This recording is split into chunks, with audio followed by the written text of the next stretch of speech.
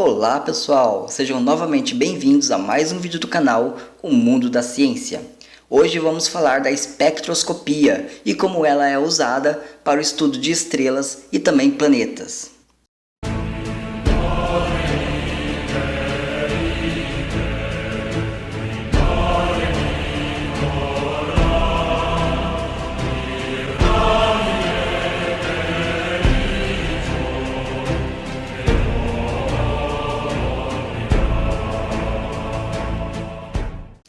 Como já vimos em vídeos passados, até o início do século XX, a luz era considerada uma onda contínua, uma onda eletromagnética. O espectro eletromagnético é dividido em 7 faixas de frequência. A onda de rádio, usada em telecomunicações, as micro-ondas de frequência um pouquinho maior, utilizadas nos fornos de micro-ondas e também em celulares. O infravermelho, que ocupa uma ampla faixa do espectro, e é essa faixa que melhor consegue transportar e ser convertida em calor. Por vezes também é chamada de onda de calor. Todos nós estamos emitindo calor na forma de infravermelho, e o calor do Sol chega até nós através do infravermelho. Na estreita faixa acima, temos a luz visível, distribuída em 7 cores primárias, indo do comprimento de 400 nanômetros no violeta ao comprimento de 700 nanômetros no vermelho. Acima da luz visível, temos o ultravioleta, radiação ionizante. Acima, temos o raio-x, descoberto acidentalmente por Huygens. Pode ser encontrado naturalmente em substâncias radioativas ou pode ser produzido acelerando elétrons. E por fim, temos a radiação gama, extremamente ionizante, fruto das reações nucleares ou processos extremamente energéticos, como explosões de supernova. Note que esse espectro já leva em consideração o efeito quântico de que a energia aumenta com a frequência. A frequência aumenta da onda de rádio para os raios gama. Logo, quanto mais próximo dos raios gama, mais energético é a radiação. E não se esqueçam que o comprimento de onda é o inverso da frequência, ou seja, o comprimento de onda decai, saindo de alguns quilômetros em ondas de rádio até picômetros em raios gama. Temos então duas grandezas associadas: a energia, que depende de cada fóton individual e de sua frequência, e a intensidade, que depende do coletivo de fótons. A ideia da onda eletromagnética ter um espectro vem do século XIX, mas a ideia da luz branca ser dividida em várias cores é ainda anterior. Newton foi um dos primeiros a notar que a luz branca podia ser dividida em várias cores. Por isso ele é considerado o pai da espectroscopia clássica. A análise espectroscópica, como conhecemos hoje, surgiu em 1859 com Kirchhoff e Bunsen. Sim, o cara do circuito elétrico e o cara do bico de Bunsen. E em 1868 pelo sueco Ångström. Kirchhoff e Bunsen viram a importância da espectroscopia para a análise de elementos químicos, pois cada elemento aparentemente tinha um espectro diferente, composta por várias linhas, as linhas espectrais. E Ångström viu grande aplicação na astronomia, ao observar as mesmas linhas espectrais na luz solar. Mas foi com o surgimento da mecânica quântica, com Bohr, Heisenberg e outros, que a espectroscopia encontraria pilares teóricos para sustentá-la. Agora então vamos falar de quântica. A luz não é mais uma onda contínua, mas sim composta por fótons. Cada fóton possui uma frequência, logo uma energia. Quanto maior a frequência, maior a energia do fóton. A intensidade de uma fonte eletromagnética é a quantidade de fótons que ela emite, ou seja, a soma da energia de cada fóton individual. No átomo de Bohr, os elétrons ocupam uma certa órbita específica eles podem transitar de uma órbita a outra, absorvendo ou emitindo fótons. Cada órbita está associada a um nível de energia, e quando o elétron salta de uma órbita a outra, a diferença de energia entre as duas órbitas representa um fóton absorvido ou emitido.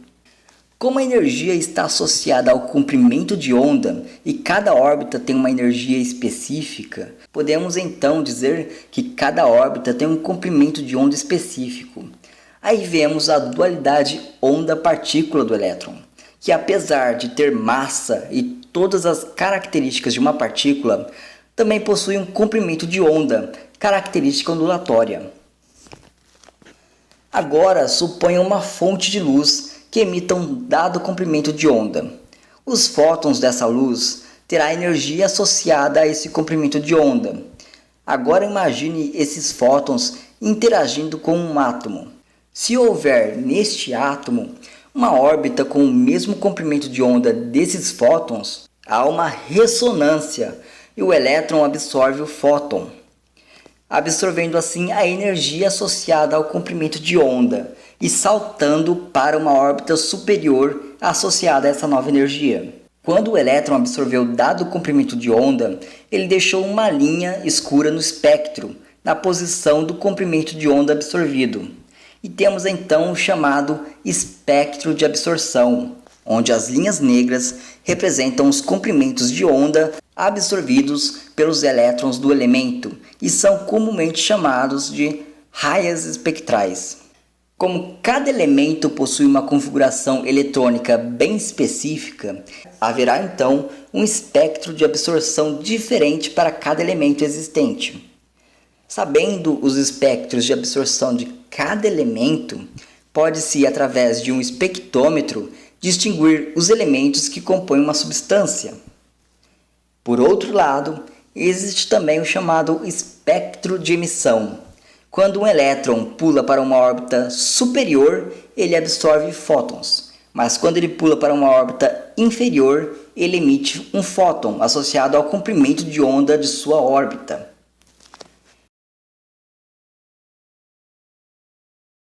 Esquematizando isso, o elétron, ao saltar para uma órbita inferior, emite um fóton com energia E.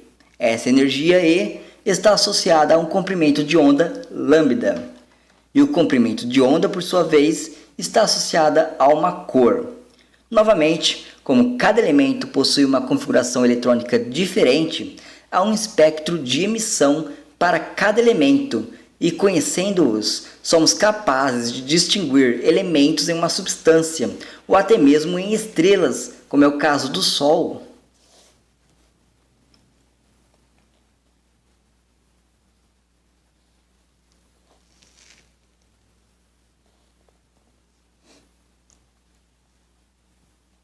Todo elemento e toda substância química possui um espectro de absorção e de emissão, sendo que o espectro de emissão é como se fosse um negativo do espectro de absorção. Além de conhecer a composição das estrelas, podemos também usar a espectroscopia para conhecer a atmosfera de exoplanetas, pois quando a luz de sua estrela refrata em sua atmosfera, parte dos comprimentos de onda são absorvidos, caracterizando assim os elementos presentes naquela atmosfera. Além da vasta utilização em astronomia e na química, temos também uma ampla utilização da espectroscopia na biologia e bioquímica, utilizando uma técnica chamada espectrofotometria. Nessa técnica, compostos orgânicos ou bioquímicos, como proteínas, são colocados em um espectrofotômetro, que mede o quanto essa substância absorve de luz em cada comprimento de onda. Temos a chamada absorbância, que literalmente é o quanto a substância absorve de determinado comprimento de onda. E plotando um gráfico de absorbância em função do comprimento de onda, podemos caracterizar diferentes substâncias.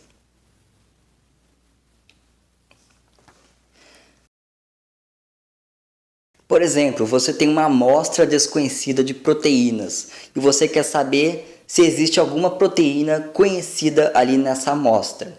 Você então coloca a sua amostra num espectrofotômetro e plota o gráfico de absorvância por comprimento de onda. E através do banco de dados de proteínas, você consegue verificar se naquela amostra há uma proteína X ou uma proteína Y. E caso não tenha nenhuma proteína tabelada no banco de dados, parabéns, você descobriu uma nova proteína. Uma das mais utilizadas em espectrofotometria é a UV-Vis, que varre comprimentos de onda desde o ultravioleta até a luz visível. Temos outros tipos de espectroscopia também, como a espectroscopia rotacional, espectroscopia de raio-x, espectroscopia por ressonância magnética nuclear, espectroscopia infravermelho, espectroscopia de Raman, dentre outros tipos de espectroscopia. Mas todos os tipos de espectroscopia usam o conceito básico de absorção e emissão. A espectroscopia é um dos jeitos mais simples e mais utilizados de se caracterizar um elemento químico ou uma substância química. Pode ser feita tanto em átomos individuais como em moléculas. E desde o fim do século XIX tem nos dado vários resultados importantes em inúmeras áreas diferentes, de física à biologia, de química à geologia, de astronomia até arqueologia. Bem pessoal, vamos ficando por aqui. Os livros utilizados para fazer esse vídeo foi o Introduction to the Spectroscopy of Atoms, do Hanckman, e o Atomic Spectra and Atomic Structure, do Herzberg. Não se esqueça de curtir o vídeo e se inscrever no nosso canal. Curta nossa página, O Mundo da Ciência. Falou e até o próximo vídeo.